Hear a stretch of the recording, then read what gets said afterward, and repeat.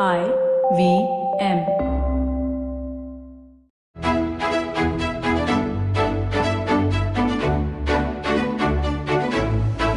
BQ Big Decisions, the BloombergQuint podcast that helps you make the right financial choices. Starting a new business venture, especially if you don't have financial backing, can be one of the hardest decisions that you can make. It takes enormous courage and fortitude. More and more Indians are taking that plunge now. In fact, it's quite possible that you have a great idea for a business and you're wondering how to take that first step. Thanks for listening in. This is BQ Big Decisions and I'm Alex Matthew. On this podcast, we're going to talk about starting up, what you need to know when you're making that decision, and indeed, how to stay the course. My guest today has done just that. She decided to start her own venture in 2009, Forefront Capital Management, which was acquired by Edelweiss eventually in 2014. She's now the CEO of Edelweiss AMC. Radhika Gupta, thank you so much for joining us today. Thanks so much for having me. Now, I do realize, Radhika, that introduction does very little justice to your life and journey so far. And I know that your childhood particularly played a big part influencing you to take the decisions that you did take. And there was the education at Wharton and the job as a consultant with McKinsey. So let's start at the beginning. Tell us about your early life and how that led you to where you are now. So, as I reflect back on everything, I'm just so happy about the experience I had in my early years. My father was a diplomat. He was a foreign service officer, and I grew up on 4 continents and in 5 different countries. Wow. Starting with Pakistan, actually, where I was born. And I lived in countries like, Nigeria, which is in West Africa, went to school in Europe. And the great thing about that is that you see so much change. And, Yes. Essentially you're a child who's been brought up in chaos. The other wonderful thing is that you grow up in countries like Nigeria and Pakistan where you really have to be, jugadu is the word. Yeah. So in Nigeria, there are no clothing stores. Wow. So, you just make do with what you get and you learn to kind of make the best of the cards that are dealt with you. And that's what we saw all our life, growing up in these different countries, dealing with different kinds of people, Okay. which I think, later in your life, particularly in the startup world, is a big edge. So I did that, and then I decided to go abroad to Wharton for my undergrad. I did my undergrad in computer science and business. I'm actually the first one from my family to go abroad for higher education, as many people are. So I did that. And I think going into education, I had no idea that I was going to do a startup. I think most people are confused. I didn't even know anything about financial services. Yes. Wharton's a finance school. I actually did my first few summers at Microsoft as an intern. Then worked at McKinsey, went to Wall Street. And all of us who know Wall Street, Lehman Brothers collapsed on my 25th birthday. My goodness. This is exactly 11 years ago. So that was a really tough time at that point. And after that, we had just survived the layoffs. Everyone knows what Wall Street was going through. And I can tell you everything in the movies is basically true. Wow. And then in 2009, we just thought about coming back to India to do something of our own. Why, I don't know. I think young blood is hungry and foolish. But that's, Radhika, a very difficult choice to make. And I understand that the circumstances were different for you. For example, today, we're not talking about the financial crisis of 2009. That was unprecedented. And you said that you survived the layoffs and all of that. But having said that, it's a very difficult choice to make. Somebody who's got a secure, well-paying job and then making the decision to make that plunge. How do you deal with that?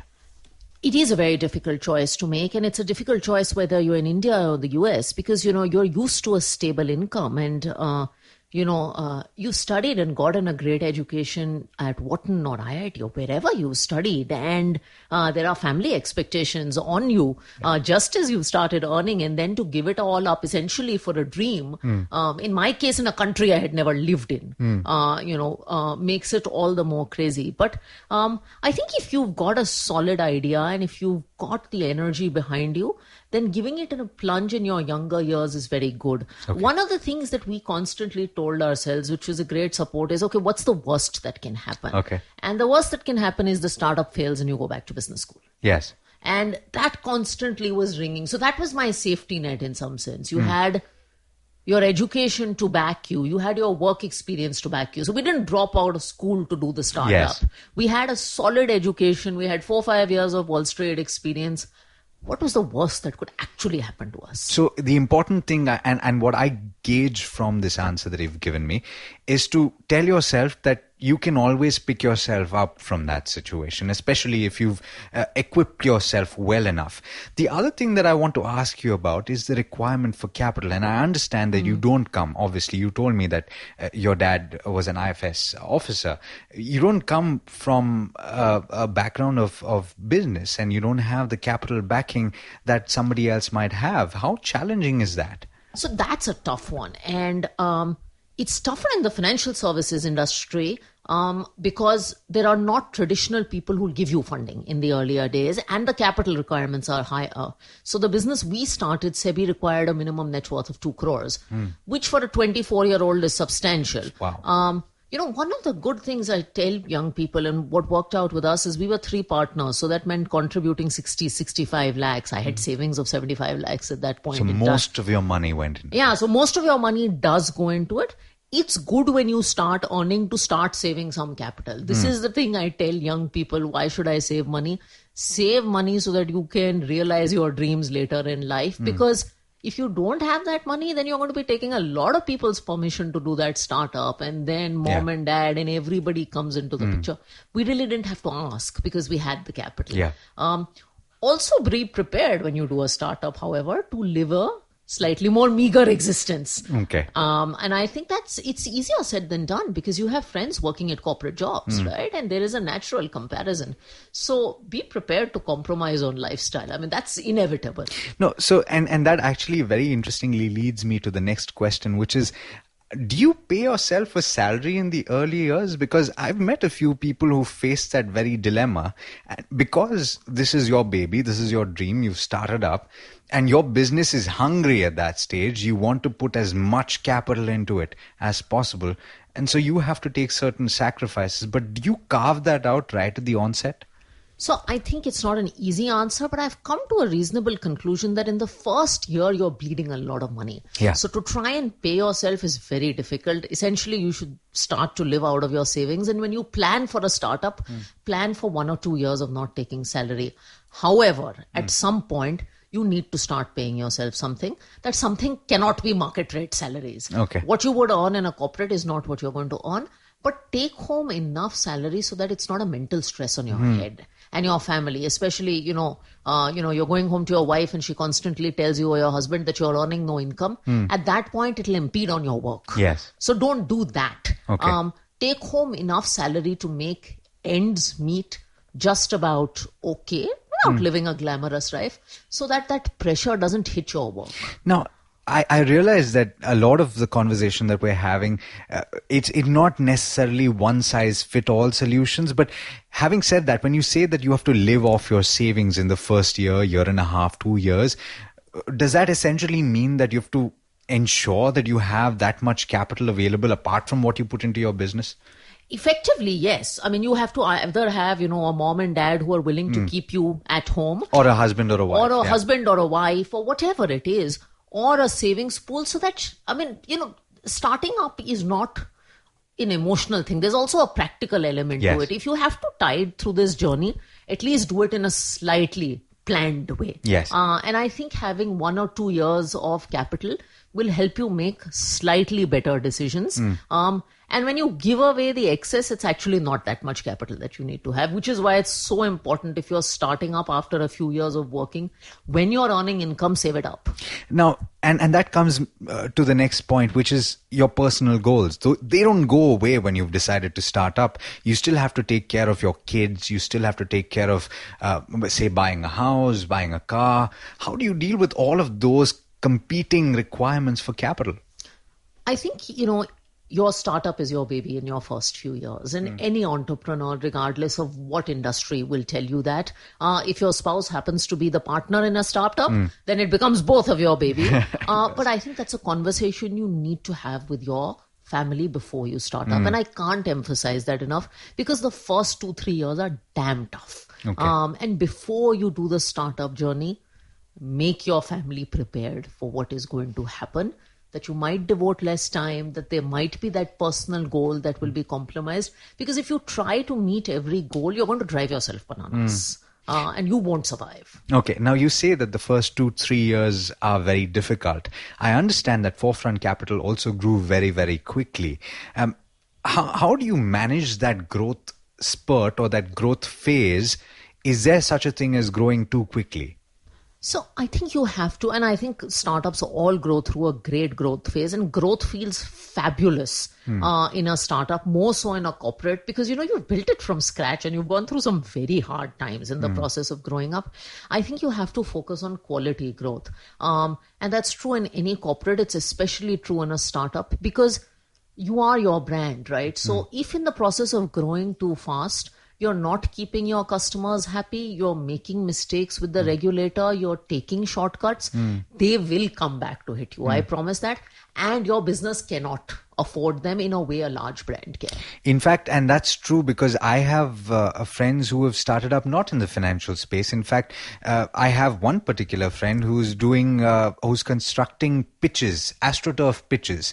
And one of the difficulties that he faces are on the cash flow. So he's got multiple orders, but in fact, those orders don't pay him quickly enough for him to take the next order. So it's very important to manage that growth expectation. Exactly. It's important to manage cash flows. It's important to, in India, not get into trouble with the law. One of the mistakes that startups make is, because you're in a rush to start and save money, you don't take the regulations seriously. You don't take some law seriously. You don't take some health ministry seriously.